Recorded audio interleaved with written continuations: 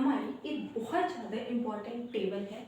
इसको आप हमेशा याद रखिएगा। हमने पढ़ा है कि हमारे जो पर्सनल प्रोनाउन होते हैं वो I, we, you, he, she, it, they होते हैं। अब गाइस इनको भी 3 पर्सन में हमने डिवाइड किया है। सबसे पहला होता है हमारा फर्स्ट पर्सन। फर्स्ट पर्सन कौन होता है? जो कि बात कहता है। जैसे गाइस मैं हूँ और मेरी फ्रेंड है, ठीक है, मैं अपने फ्रेंड से बातें कर रही हूँ, तो मैं जनरली किस वर्ड का ज़्यादा यूज़ करूँगी? या तो मैं का यूज़ करूँगी या तो मैं हम का यूज़ करूँगी, ठीक है। तो जो इंसान बात कर रहा होता है, मैं अपने फ्रेंड से कुछ बोल रही हूँ, तो मैं क्या हूँ? फर्स्ट पर्सन हूँ, ठीक है। अब सामने वाला जो हमारी बात को सुन रहा होता है उसको हम क्या बोलते हैं? उसको हम बोलते हैं तुम, ठीक है। तो जो हमारी बात को सुन रहा होता है वो हमारा यू होता है, वो हमारा सेकंड पर्सन होता है। अब जिसके बारे में हम बात कर रहे हैं, कोई ही हो गया, शी हो गया, इट हो गया, कोई दे हो गया। कोई सिंगल मेल है तो उसके लिए ही का यूज करेंगे, सिंगल फीमेल है उसके लिए हम शी का यूज करेंगे। इट का यूज हम नॉन लिविंग थिंग के लिए भी करते हैं, लेकिन ऐसी चीज़ों के लिए भी करते हैं जिनका हमें जेंडर नहीं पता होता। फॉर एग्जाम्पल हमारे एनिमल हो गए, हमारे बर्ड्स हो गए, कोई छोटा बच्चा हो गया, कोई बेबी हो गया। और दे का यूज जब एक से ज़्यादा लोगों को वहाँ पर दे का यूज करते हैं।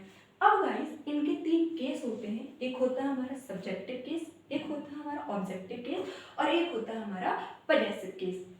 जब भी गाइस हम जो पर्सनल प्रोनाउन होते हैं उनका यूज सब्जेक्ट की जगह पर करते हैं तो हम ये लिखते हैं, ऑब्जेक्ट की जगह पर करते हैं तो हम ये लिखते हैं। और पजेशन का मतलब होता है गाइस अधिकार दिखाना किसी पर, जैसे कि ये मेरी कार है या फिर ये मेरा पेन है। जब हम किसी चीज पर अधिकार दिखाते हैं तो वहां पर हम इन प्रोनाउन का यूज करते हैं।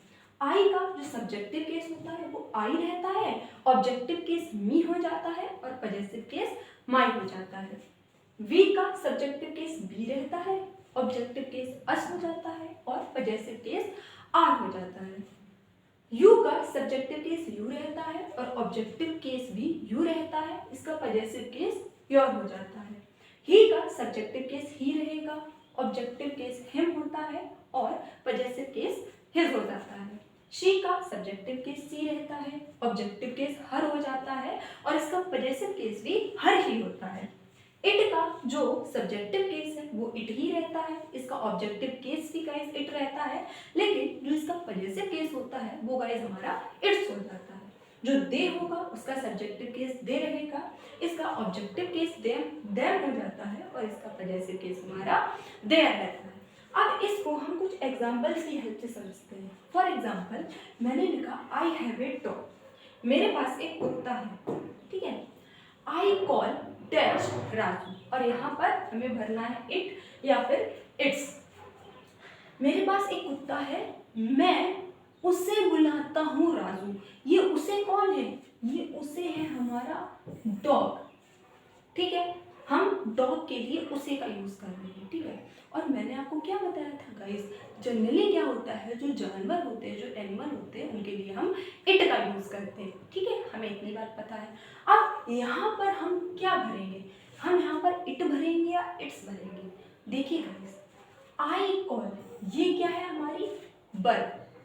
जब भी गाइस हम वर्ब के बाद कुछ लिखते हैं वो हमारा ऑब्जेक्टिव केस में होता है और वर्ब के पहले हम कुछ लिखते हैं वो हमारा सब्जेक्टिव केस में होता है। तो यहाँ से हमें एक और बात पता चली कि हम यहाँ पर जो भी फिल करेंगे वो ऑब्जेक्टिव केस में होगा। अब डॉग के लिए हम इट का यूज करते हैं और जो फिल इन द ब्लैंक्स है उसमें हम इट भरेंगे, सॉरी उसमें हम ऑब्जेक्टिव केस भरेंगे। तो ये जो इट है, इट का ऑब्जेक्टिव केस क्या है गाइस? हमारा इट है। इसी वजह से हम यहाँ पर इट भरेंगे। अगर हम यहाँ पे इट्स भर देंगे तो ये पोजेशन दिखाने लग जाएगा। यहाँ पर हम पोजेशन की बात नहीं कर रहे हैं, यहाँ पर हम सिंपली बोल रहे हैं मेरे पास एक कुत्ता है, उसका नाम राजू है या फिर मैं उसे राजू बुलाता हूँ। नेक्स्ट सेंटेंस है she has a golden ring, उसके पास एक सोने की अंगूठी है। अब गोल्डन रिंग है तो ये गाइस हमारा नाउन हो गया। आई लाइक डैश डिजाइन, हम यहाँ पर गोल्डन रिंग की बात कर रहे हैं। रिंग क्या है गाइस? हमारी नॉन लिविंग थिंग है। दूसरी चीज गाइस, यहाँ पर हमें दिया गया है इट्स, यहाँ पर दिया गया है हमें हर, यहाँ पर दिया गया है हमें हिम, ठीक है। क्योंकि रिंग जो है वो गाइस नॉन लिविंग थिंग है, नॉन लिविंग थिंग के लिए क्या हम कभी हिम का यूज करेंगे?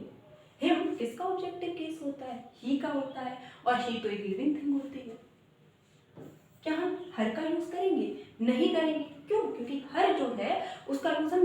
के लिए करते हैं। यहाँ पर हम रिंग का यूज कर रहे हैं और रिंग जो है वो हमारी नॉन लिविंग थिंग है, तो नॉन लिविंग थिंग के लिए हम इट का यूज करते हैं। ठीक है, हमें इतनी बात पता चल गई। लेकिन अब हम यहाँ पर फिर क्या करेंगे, आई लाइक डैश डिजाइन, मुझे डिजाइन पसंद है। किसकी डिजाइन पसंद है, ये जो गोल्डन रिंग है, अंगूठी है, इसकी डिजाइन पसंद है।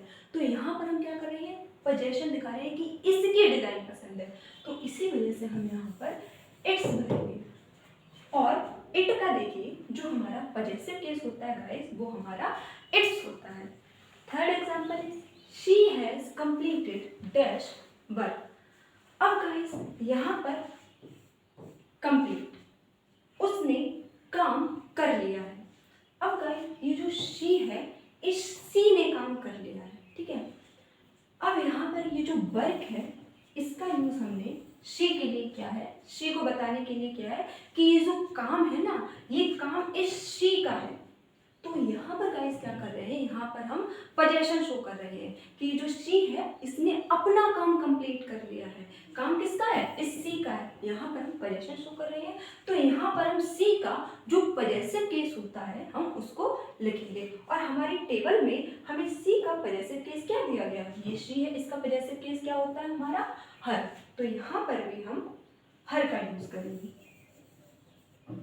She has completed her work, उसने अपना काम कंप्लीट कर लिया है।